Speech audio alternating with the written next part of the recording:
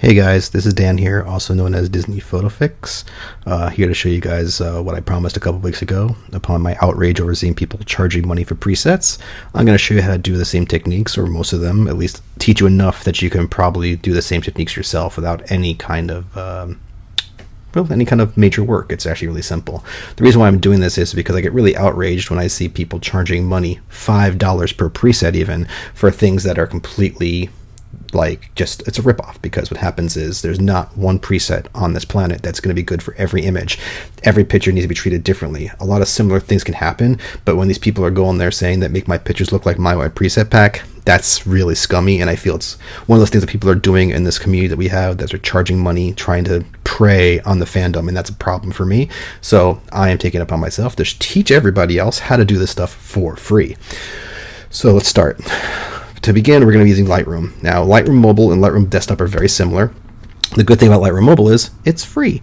So if you're on your phone, which I'm assuming you are, it's going to be easy to follow along, because a lot of the same tools I'm using here on the right are actually going to be mirrored in the mobile app. The only reason why I'm doing it on the desktop app is because it's much easier for me to record my screen than it is for me to record my phone.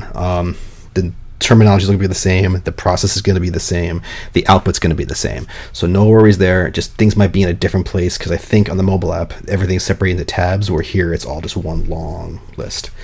So what do you need to get started? First of all, you can't make a good image without having a good base image. What's a good base image? A photo that's not completely dark or not too blown out bright. If things are too dark, you can't recover the shadows, or things are too blown out, you can never get back the image quality. It's in the highlights. Most phones are very good at exposing properly for the image, especially like iPhones or like higher end Android phones. I personally use an Android phone. I've never had an issue. It doesn't have to be RAW format, but that helps a lot. Just saying, Lightroom does shoot in RAW if you shoot within Lightroom. But regardless, you can use any image you already have. Just sometimes maybe the editing might not be as good looking, but it'll still be acceptable. So you want to get an image where the subject of the photo, the person, is in good light. The background is brighter or darker, but not too bright, not too dark. So there's a good separation between the two sides. When you have that, you're able to adjust accordingly and kind of make things pop. So let's go through some of the things that I see common Instagrammers doing, and they're selling us presets. First and foremost, my favorite one, I saw somebody charging $5 for this not too long ago, for a black and white preset. Black and white in Lightroom is literally a click of a button, and there you go. And once you're in black and white, you can easily just raise the contrast, you can adjust the shadows and the highlights. It's really absurd that people are charging for that, but there you go. Make a black and white image, and if you want to see the before and after for whatever reason, you can see right there. So there's that.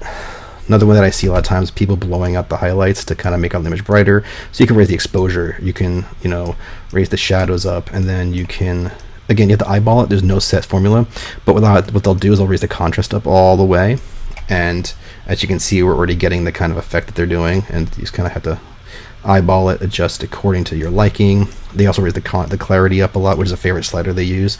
With an image like this, I would lower the vibrance down a little bit to get things a little bit more vintagey looking, and as you can see, it's literally just a couple of sliders I'm moving here, and it's all a matter of just playing with it and getting a feel for the image. If you're sitting there on your phone, it's really simple. And then we're going to go down and on a tab in Lightroom mobile as well, vignetting. You want to go to a negative amount, and well, you got a before and after, and very cliche Instagram-y look that I've seen people charge as presets. Let's go for more. Let's go for a bit more advanced stuff. Another thing that they like to do is called crushing the blacks. Now this is important. There's a tone curve adjustment, and in mobile you can press a button that says RGB, and you can see they'll have like a white circle and RGB button. On the desktop app, you might not see this channel RGB. What you might see is this region, and you don't want to be in this region section. You want to make sure that you're seeing the RGB. The reason why is you want to adjust the RGB curve, and this exists so you can adjust the RGB separately, red, green, blue, or together. We're going to do together, and the same thing on mobile, like I'm going to do on my computer here. You click on the grid like this, you'll see the little crosshairs here to make the curve, get more points, and then you're going to take the lowest curve here, and this is the shadows, the darks, and you're going to take it and click it and drag it straight up, and you'll see in the hair, it's now called crush blacks. It basically looks like more flat image, so you got all the contrast in here and almost no contrast here. It basically looks like the photo has obviously been processed, more vintagey, whatever. And once you do that, then you can go back and do more of the adjustments, like raise the exposure, raise the shadows, raise the clarity up a little bit. Maybe not the clarity, let's not mess with that right now. But you can also change the warmth of the image, is what a lot of them do, just to make it a little bit more warm, because, you know, if you're taking it at a theme park, it's hot. Again, raise the contrast up if you feel like it. And again, lower the vibrance down a little bit. But now you got the crushed blacks, so now it looks more, you know, like a processed image that they've all been posting. That's one thing you could do. What else? Let's see. And it's just, and this is also one image, but again, let's go to a different image here. This one with a very blown up background, but again, the subject is perfectly light. I would maybe raise the shadows a little bit, which the shadows are the darker areas, obviously the highlights are the lighter areas. And what these sliders do is it kind of takes some of the detail or some of the contrast out of that. And then for this one, what I would do is I would raise the exposure a little bit, and then I would raise the vibrance, and then maybe raise the clarity up a little bit. And there you go. Again, 3 sliders and you're done, before and after. Amazing. These are the kind of things people are selling, and you see it almost takes more effort to click on the preset, so you should never spend any money on these. I'm hoping you guys are learning from this. So here's what I'm going to tell you. If you have any questions, if you have any kind of confusion, message me. I am available to anybody. As long as you're patient, I will eventually get back to you. I do have a real job. I do have a lot of things going on, but I get back to you as soon as I can. I am very helpful. A lot of people out there are saying that I am very distant. I am not, I promise you. I might not be social in person, but I am very social online. I will always answer questions. I'm always here to help people. I appreciate any kind of feedback I can get, and I adore teaching people how to do things properly, because you know what, in the end of the day, I want everybody to learn how to use these programs the right way. I don't want you having to think you have to spend money on a preset, because presets are, you're going to learn nothing. It's not going to help you at all, and it's not even easier, because there is absolutely nothing you can do that will be better like through a preset. You yourself, you're the best judge of what you're going to do. So always come to me. I'm always here. I'm always going to help you. With that, I'm going to leave you with one last tip. We're going to go back to this original image here. Actually, you know what? We'll do this image here. It's the last one. One more feature that they want to use. So we're going to raise the exposure up, lower the highlights down, clarity up. But the other thing that they like to do is going down here to what's called split toning.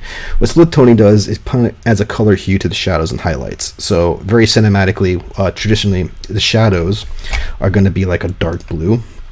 And don't worry about the color right now. We're gonna take the saturation and slide that down a little bit. And then the highlights are usually very warm, like an orange. And the same thing, we're gonna just take the saturation down a little bit. And that gives you a more cinematic look, and you can change the balance of them to make them look better. And then, yeah, another thing, the last step of that would be maybe take the vibrance down a little bit, just to give it more of that vintage look. And there you go, left and right, no problem. All these things you can do. Again, these are not perfect. I'm just doing these really quickly to show you what can be done, but only you can decide how you want your image to look. Do not strive to be somebody else. That is not the way to get big in anything. You want to stand out. You want your stuff to look good. So hopefully you guys take something away from this. Hopefully I'll make more in the future if this one goes well. And hopefully, again, you learn something. But for now, I'm going to leave you be. Again, thank you so much for watching. Don't buy presets. Ask me questions. I'm always here. Bye now.